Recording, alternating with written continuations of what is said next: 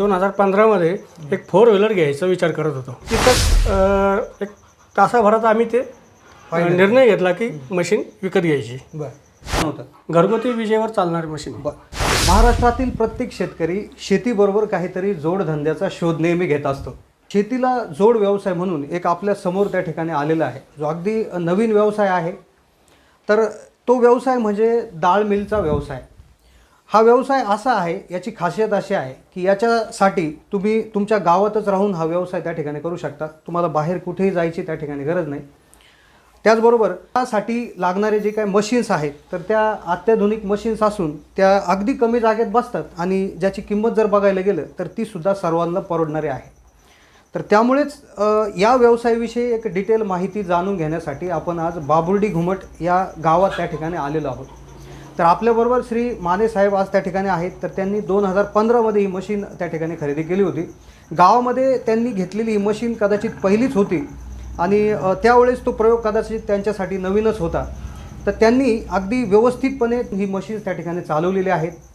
त्यांनी तो व्यवसाय देखील पूर्णपणे यशस्वी देखील केलेला आहे. तर पूर्ण आज आपण माहिती जाणून घेणार आहोत. अशा प्रकारे सर्वच माहिती आज आपण व्हिडिओच्या याच्यातून जाणून घेणार आहोत. तर सर्वप्रथम माने सर, मी तुमचं स्वागत करतो. तर सगळ्यात आधी सर तुमचा परिचय आम्हाला या ठिकाणी द्या. माझं नाव विजय माने, राहणार बाबुर्डी घुमट, तालुका जिल्हा अहमदनगर. नगरपासून साधारण 12 किलोमीटरच्या अंतरावर. अच्छा. तर माने साहेब, याआधी तुम्ही काय व्यवसाय करता याच्याविषयी थोडीशी आम्हाला माहिती द्या. शेती वगैरे काही? हो, फळबाग शेती आहे. त्याच्याबरोबर आता हे डाळ मशीनचंही काम करतो आहे. अच्छा. आणि सगळ्यात महत्त्वाचं मी पत्रकारिता करतो आहे. अच्छा. ओके. तर मग 2015मध्ये तुम्ही ही मशीन्स घेतली. त्यावेळेस फारसं कुणी हे मशीन वगैरे जास्त एवढं कुणी करत नसायचं. माहितीचाही अभाव होता त्यावेळेस. जितकं सोशल मीडिया आहे तितक्या प्रमाणात पूर्वी नसायचं. तर मग कसा निर्णय घेतला तुम्ही? कशी माहिती तुम्हाला या मशीनविषयी भेटली त्याविषयी थोडंसं सांगा. नाही, काय झालं की मी 2015मध्ये एक 4 व्हीलर घ्यायचा विचार करत होतो. बरं. तर माझी मित्र कंपनी म्हटली हे 1.5-2 लाख रुपये याच्यात घालण्यापेक्षा याच्यातून उत्पन्न काही मिळणार नाही, तर असा काहीतरी व्यवसाय शोधला तर चांगली गोष्ट आहे. अच्छा. तर त्यावेळेस 2015मध्ये कृषी विभागाच्या मार्फत कृषी प्रदर्शन नगरमध्ये झालं होतं. त्या कृषी प्रदर्शनाला भेट द्यायला गेलो आणि त्यावेळेस ही मशीन आम्ही तिथं पाहिली. तर आम्ही त्याची माहिती घेतली, सविस्तर माहिती घेतली. संबंधित मालकच होते मला असं वाटतं त्याच्याबरोबर. तर त्यांनी सविस्तर माहिती दिली आणि तिथंच एक तासाभरात आम्ही ते निर्णय घेतला की मशीन विकत घ्यायची. आणि विकत घेतली आणि त्याच दिवशी घरी आणली. घरी आणल्यानंतर विशेष म्हणजे 2015मध्ये दुष्काळ होता. तर मशीन साधारण जवळजवळ 8 महिने चालूच नाही केली. दुष्काळ असल्यामुळं कुठेही काही असं विषयच नव्हता. आणि मग 2016 पासून तर रेग्युलर चालू झाली ती. अच्छा. तर मग काय साधारणपणे आता डाळ मिलचा प्लांट आहे, कुठल्या तरी ज्या आता डाळवर्गीय पीक आहे त्याचं डाळीमध्ये रूपांतर करणं हे याचं काम आहे. बरोबर. तर मग तुम्ही कोणत्या प्रकारच्या डाळींचं काम याच्यावर करता? कशा पद्धतीचा बिझनेस करता? त्याच्यामध्ये प्रामुख्याने हरभरा, मूग, तूर आणि उडीद या 4 डाळी सर्रासपणे केल्या जातात. अच्छा. तर मग आपण स्वतः ती डाळ ब्रँडिंग करून विकता की डाळ बनवून देता? म्हणजे हे फक्त बनवून द्यायचंच काम करतो. अच्छा. कारण विकण्यासाठी एवढा वेळ माझ्याकडेही नसतो. अच्छा. तुमचा हा पार्ट टाइम बिझनेस आहे? हो, पार्ट टाइम बिझनेस म्हणून करतोय. तर साधारणपणे याच्यामध्ये आता थोडंसं आम्हाला याची किंमत काय लागली होती तुम्हाला, खरोखर परवडलं का? तुम्ही दर महिन्याला याच्यामधनं किती कमाई करता? कस्टमर तुमच्याकडे येतात का? याकडे आपण येणारच आहे. पण त्याआधी आम्हाला थोडंसं याचं वर्किंग सांगा भाऊ, कसं वर्किंग असते, काय असते. तर व्ह्युअरसुद्धा व्हिडिओमध्ये सातोसात त्या ठिकाणी पाहू शकतात. पण सर आपल्याला सांगतील की कुठनं डाळ टाकायची, मध्ये काय प्रोसेस होती आणि त्या पद्धतीनं. आता ही PKV मशीन जी आहे ना, तर इथं आपण जर मुगाचा विषय घेतला तर मूग हे पूर्ण ब्लॉक करायचं आहे. आणि आपलं जे धान्य आहे साधारण 7 ते 8 किलो धान्य वरून टाकून द्यायचं. एका टायमाला 7 ते 8 किलो कॅपॅसिटी? 7 ते 8 किलो. ते टाकल्यानंतर हे पूर्ण पॅक होतं. एक 10 मिनटं आपण त्याचे प्रोसेस होऊन द्यायची. त्याच्यानंतर हे खोललं की थोडी आपण ते क्वालिटी पाहून मग नंतर पूर्ण खोलून ते डाळ सोडून द्यायची. अच्छा. तर याला ही मुगाची डाळ डायरेक्ट होती. तर हरभऱ्याच्या डाळीचं असं असतं, हरभऱ्याचं धान्य याच्यात टाकायचं, बरं. त्याचे टरपलं काढून घ्यायचे, हम्म. त्याला पाणी लावायचं. म्हणजे पहिल्यांदा टाकायचं, हो. त्याच्यातून टरपले निघणार टरपलं पहिल्या दिवशी. हो. हा, त्यानंतर टरपलं काढली का त्याला पाणी लावायचं, उन्हात वाळू घालायचं. बर, किती तास वाळू घालायचं साधारणपणे? त्याला साधारण आम्ही 4-5 घंटे वाळवतो. बर, दुसरी प्रोसेस त्यानंतर पुढे. आणि हम्म. ते हरभरे हम्म. ते बोल्स जे तयार होतात ते पुन्हा टाकले तर डायरेक्ट डाळ तयार होऊन येते. अच्छा. तुरीचं असं आहे की तूर टाकली, त्याचे बोल्स तयार केले, त्याचे टरपलं काढून घेतले का त्याला तेल आणि पाणी एकत्र लावायचं, त्याला 2 दिवस वाळवायचं. बर. आणि 2 दिवसानंतर थोडंसं टाकून पाहायचं. जर ते व्यवस्थित होत असेल तरच ती करता येते, नाहीतर मग तिसऱ्या दिवशी वाळावं लागते.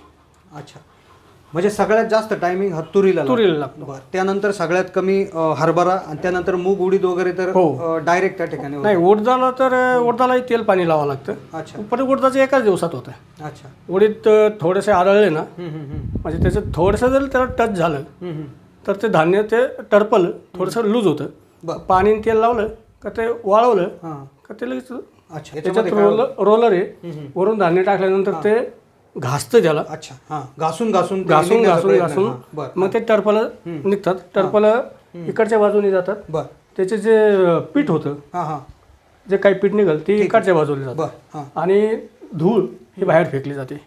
अच्छा. धूळ म्हणजे कुठली, की एकदम बारीक झाली पावडर का ते? हो, नाही, एकदम धूळ म्हणजे आपण मातीसारखी वाऱ्याने माती ओढाल्यानंतर कशी धूळ असते ते फोपाटा म्हणतो. फोपाटा. ते बाहेर निघतं. त्यानंतर मग इथून डाळ त्या ठिकाणी, इथून डाळ इथं येते. इथं त्याचं वर्गीकरण होतं. हा, सॉर्टिंग इथं होतं.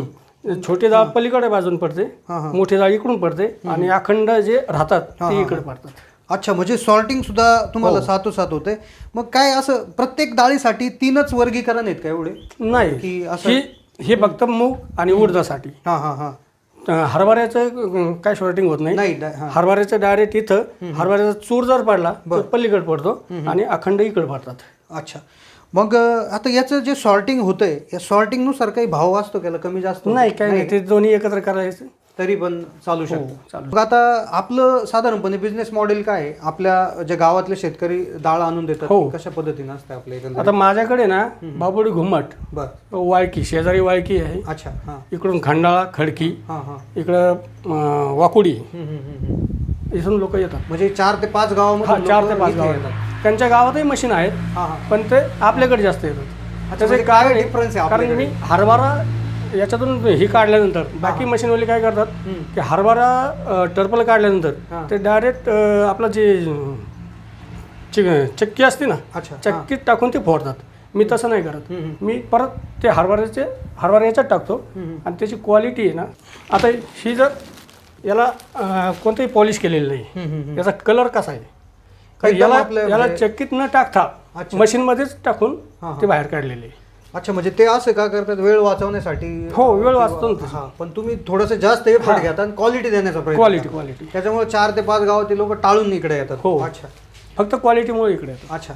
मग साधारणपणे आपलं किती, म्हणजे मंथली किती किलो डाळ येते वगैरे, असं काही कॅल्क्युलेशन्स आहेत का आपले काही? साधारण सीझनला माझ्या अंदाजे 20,000 ते 25,000 रुपयाची डाळी मी करतो महिन्याला. बरं. मग ऑफ सीझनला काही नाही तर कमीत कमी 4-5 हजाराची डाळी होतातच ऑफ सीझनला. आपले कसे रेट असतात भाऊ, म्हणजे पर किलो? नाही, मी ते पर किलो 10 रुपये किलो घेतो. 10 रुपये किलो कोणतीही डाळ असो? कोणतीही डाळ असो. अच्छा. आणि याच्यामध्ये आम्ही ते लिहिलेलं पण बघितलं, तर याच्यामध्ये घट पण होते का भाऊ? म्हणजे हो, घट मुगाला आणि उडदाला घट हे 30 ते 35% घट असते आणि तुरीलाही 30 ते 35% घट. अच्छा, म्हणजे 1 किलो आणलं तर 350 ग्रॅम कमीच होणार? म्हणजे 650 ग्रॅम. 10 किलोला साधारण 6.5 ते 7 किलो डाळ पडते. अच्छा. आणि हरभऱ्याचं असं आहे 10 किलोला साधारण 8 किलो डाळ पडते. ती पावडर पण जमा होते, त्या पावडरला चुनी म्हणतात. चुनी ही पशुला खाण्यासाठी पण लोक त्या ठिकाणी करतात? नाही, मी कंपनीला देतो. कंपनीला देतात? हो. बरं. मग त्याचा कसा रेट असतो किंवा काय? म्हणजे त्याचा 6 रुपये रेट. 6 रुपये किलो? हो. अच्छा. कुठल्या डाळीचे असतो? कुठल्या बी डाळीचे, हे सगळं एकत्रित होतं ना ते. अच्छा, म्हणजे याचा जो बाय प्रॉडक्ट आहे तो सुद्धा विकला जाऊ शकतो? हो, विकला जाऊ शकतो. बरं. मग आता याच्यात काही ऑप्शन्स आहे का? आता तुम्ही तर स्वतःची डाळ काढून तर विकत नाही, लोकांना हे करता, तर तुमचं काय मत आहे भाऊ? आपण स्वतःची ब्रँडिंग करून डाळ विकली तर ते परवडेल का भाऊ? साधारण 30% तर लॉस म्हणजे हेच आहे याच्यामध्ये. तर मग होऊ शकतं का भाऊ? तुमच्यामध्ये? त्याला ते भांडवल महत्त्वाचं असतं. बरं भांडवल तुम्ही जर जेवढं जास्त गुंतवाल तेवढा नफा तुम्हाला जास्त होईल. बरोबर. हां पण तुम्ही जर 5,000 गुंतवायचे हां. आणि त्याच्यात 8,000 ना 3,000 नफा मिळवायचा म्हटलं तर शक्यच नाही ते. बरोबर. त्याच्यामुळं तुम्ही मार्केटमध्ये उतरू शकता, हां हां. पण त्याला आपलं पॉलिश मशीन लागेल, बरोबर. पॉलिशर बी पाहिजे. म्हणजे नुसतं एवढ्या मशीन एवढे मशीन नाही होणार, पॉलिशरची गरज आहे त्याला. बरं. पॉलिशर आणि परत मला असं वाटतं त्यांच्याकडे आणखी एक मशीन आहे, ते शॉर्टिंग होतं त्याचे. हो करेक्ट आहे, सॉर्टिंग होतं. हां हां. ती एक मशीनची गरज आहे. पण ते मी सध्या म्हणजे माझं जे चाललंय ना ते मी शेती आणि माझा व्यवसाय तो आणि हे असं अच्छा एकंदरीत पाहतोय. म्हणजे एकंदरीत इथं असं एक अधोरेखित करावं असं वाटतं की 2 प्रकारचे बिझनेस याच्यात होऊ शकतात. माने सर स्वतः हे करतातच आहेत ॲक्च्युली, की जे शेतकऱ्यांकडनं डाळ येणार ते डाळ बियांचं डाळीमध्ये रूपांतर होतं. पण ब्रँडिंग करूनही विकू शकतो, फक्त त्याला जास्तीत जास्त भांडवलाची गरज आहे. ज्यावेळेस डाळींचा रेट कमी असेल त्यावेळेस खरेदी करून स्टॉक करावं लागेल आणि मग नंतर त्याचं डाळीमध्ये रूपांतर करावं लागेल. तर त्यामध्ये इन्व्हेस्टमेंटची भरपूर गरज आहे. पण ज्यांच्याकडे इन्व्हेस्टमेंट कमी असेल त्यांच्यासाठी एक बेस्ट पर्याय त्या ठिकाणी आज हा असणार आहे. तर सर आता सगळ्यात महत्त्वाच्या टॉपिककडं आपण बोलतोय की आपण कोणत्या कंपनीची मशीन घेतली आणि काय तुमचा एक्सपिरियन्स आहे, थोडंसं त्या कंपनीविषयी आम्हाला थोडंसं सांगा. ही श्रीराम असोसिएट्स. बरं. कुठली कंपनी ॲक्च्युली? अकोल्याची आहे ना. बरं. आपल्या महाराष्ट्रातले? हो. हां. तर त्यांच्याकडून मी मशीन घेतलेलं आहे. त्याच्यानंतर मला ते घेतल्यानंतर सुरुवातीला 6 महिने तर काही कळतच नव्हतं. अच्छा. म्हणजे जवळपास 3,000च्या जाळी आम्ही पदर म्हणजे आमच्याकडून नाशल्या ना तर 3,000 रुपयाचं धान्य आणून आम्ही परत त्यांना ते डाळी करून दिले. अच्छा. म्हणजे सुरुवातीचे 6 महिने आम्हाला त्यातलं काही नॉलेज नव्हतं. हां हां हां. ते एक शेवगावचं एक म्हणजे असंच व्यावसायिक आहे, त्याला आम्ही फोन करायचो, मग ते तिथून मला ते सांगायचे असं करा तसं करा. मग त्या पद्धतीने मग एकदा 6 महिने गेले त्याच्यात रुटीन बसलं आमचं, चांगल्या पद्धतीने बसलं आणि मग ते सुरुवात झाली व्यवस्थित. अच्छा. मग एकंदरीत जी मजबूती आहे किंवा बिल्ड क्वालिटी म्हणतो आपण, ती कशी वाटली मशीनची तुम्हाला एकंदरीत? आता तुम्ही 7-8 वर्ष झाले वापरताय? हो, 8 वर्षापासून. हां. त्याच्यात मशीनमध्ये असं वेगळं काही नाही आहे. अच्छा. हां. म्हणजे स्वतः खोलून स्वतः पूर्ण मशीन बसू शकतो माणूस. जास्त कॉम्प्लिकेटेड काही नाही, काही कॉम्प्लिकेटेड नाही त्याच्यात. त्याला फक्त प्रॉब्लेम एकच असतो का बेरिंग गेली तरच ते प्रॉब्लेम देते, नाही तर त्याचा काही प्रॉब्लेम नाही. अच्छा. मग जे आपल्या याच्या जे वस्तू आहेत त्या भेटतात का, ॲक्सेसरीज वगैरे आपल्या मार्केट? हो, भेटतात ना, नगरमध्ये भेटतात ना. तर श्रीराम असोसिएट्स या कंपनीविषयी तुम्हाला कुठून माहिती भेटली भाऊ, त्याविषयी थोडंसं सांगा. नाही, श्रीराम असोसिएट्स कंपनी म्हणण्यापेक्षा आम्ही जेव्हा कृषी प्रदर्शन पाहत होतो त्यावेळेस तिथं त्यांचं ते स्टॉल लागलेला होता. अच्छा. त्यावेळेस दुसरे कुठले? दुसरं कुठलं नाही, फक्त पहिल्यांदा पाहिलं आणि त्यांचंच घेतलं असं झालं. हां हां. आता भरपूर कॉम्पिटिशन. हां, आता भरपूर आहे. आमच्या तर नेवाशाला बी आहे, पण ते आपल्याला ते शक्यच नाही. अच्छा. तर मग इथं व्ह्युअर्सने एक लक्षात घेण्यासारखी गोष्ट आहे, 30 ते 35 वर्षापासून मार्केटमध्ये असणारी कंपनी. माने साहेबांनी सुद्धा असं सांगितलं की 15मध्ये फक्त तेवढे एकच होते. आता भरपूर मार्केटमध्ये कंपनीज आल्या असतील, पण शेवटी जुने जी लोक आहेत जे मार्केटमध्ये टिकून आहेत तर त्यांचा एक वेगळाच त्या ठिकाणी फायदा असतो. त्यामुळे नक्कीच तुम्ही या मशीनविषयी माहिती जास्तीत जास्त घ्यायची जर तुम्हाला गरज असेल किंवा घेण्याची तुमची तयारी असेल किंवा जास्त माहितीची गरज असेल तर स्क्रीनवर तुम्हाला श्रीराम असोसिएट्स या कंपनीचे मोबाईल नंबर, त्यांची वेबसाईट, त्याचबरोबर व्हिडिओच्या डिस्क्रिप्शनमध्ये सुद्धा कंपनीचे क्रमांक त्या ठिकाणी देण्यात आले आहे. तुम्ही नक्कीच त्याच्यावर कॉल करून या मशीनविषयी जास्तीत जास्त माहिती घेऊ शकता. पण आता एक फार महत्त्वाचा प्रश्न आपला राहिला आहे की त्यावेळेस तुम्हाला त्याची किंमत किती लागली होती साधारणपणे? त्यावेळेस 70,000 रुपये किंमत होती त्याची. अच्छा. 70,000. हो. त्यावेळेस काही असं हिशोब केला होता की तुम्ही आता कुठलाही बिझनेस ज्यावेळेस असतो, कुठली गुंतवणूक ज्यावेळेस आपण करतो तर आपण पाहतो की हे किती दिवसांनी वसूल होतील, थोडंसं कॅल्क्युलेशन असतं आपलं थोडंसं. तर मग असं काही तुम्ही कॅल्क्युलेशन केलं होतं का, किती दिवसात वसूल होतं बा, थोडंसं एक अंदाज आपला? म्हणजे नाही, पहिल्या वर्षात फेल गेलं. हो. पण दुसऱ्या वर्षी मशीन म्हणजे ह्या रूमसह मशीनचा खर्चही एकाच वर्षात वसूल झाला. अच्छा. एकाच वर्षात वसूल? हो, एकाच रूम सहित. अच्छा. किती जागा लागते सर याला साधारणपणे? साधारण आता ही रूम आहे ना, ते 12x18ची. 12x18. यात स्टोरेज सुद्धा करता तुम्ही? हो, स्टोरेज. आता हे पलीकडचं सगळं स्टोरेजसाठीचे, इकडं चुनी ठेवायसाठी. बरं. म्हणजे 12x18 मध्ये स्टोरेज Sufficient प्लस आहे. मशीन हो आणि प्लस फिरायला झालं त्याला जागा हो. सगळीकडे एकदम व्यवस्थित व्यवस्थित. राहते. बरं त्यानंतर कंजेस्टेड असं नाही. बरं त्यानंतर आता याला इलेक्ट्रिसिटी सप्लाय आहे काही 3 फेज लागतं का? नाही, सिंगल फेज आहे. सिंगल फेजवर रन होतं. घरगुती विजेवर चालणारी मशीन आहे. बरं त्यानंतर दुसरी विचारायची गोष्ट की याचे युनिट किती कन्झम्पन होतं बा असं काही कॅल्क्युलेशन केलं आहे का? एक म्हणजे आता युनिट तसं म्हटलं ना तर माझ्या अंदाजे युनिट नाही सांगता यायचं, पण बिल साधारण 1500च्या आसपास येतं. 1500च्या आसपास येतं. आता ज्यावेळेस आपला एकदम चांगला ज्यावेळेस फार रश असतो, फार सीझन असतो, त्या पिरियडमध्ये 1500 ते 2000च्या आसपास लाईट बिल घेतो. 2000च्या आसपास. अच्छा म्हणजे त्यानंतर दुसरी गोष्ट आता एक किलो समजा आपण हे टाकलं बघ, एक मूग टाकले तर त्याला डाळ बनायला किती वेळ लागतो साधारण? साधारण 10 ते 15 मिनिट, 10 ते 12 मिनिटं. 10 ते 12 मिनिटं. हो. अच्छा म्हणजे क्विकमध्ये होतंय थोडक्यात असं. आणि त्याची गंमत अशी आहे तर कमीत कमी 5 किलो असेल ना तर ते झटकीपट होतं. त्याच्यापेक्षा कमी जर धान्य टाकलं तर ते वेळ घेत. हो, ते कारण ते आतली जाळी आणि रोलरमध्ये सापडत नाही. गॅप असतो. हा, गॅप असतो, मग ते जास्त वेळ फिरत राहतं. काय अजून तुमचं काय म्हणणं आहे याच्यावर? कुणी करायला पाहिजे किंवा कसं थोडंसं? ज्याची कष्ट करण्याची क्षमता आहे ना त्याने हे अवश्य करावं.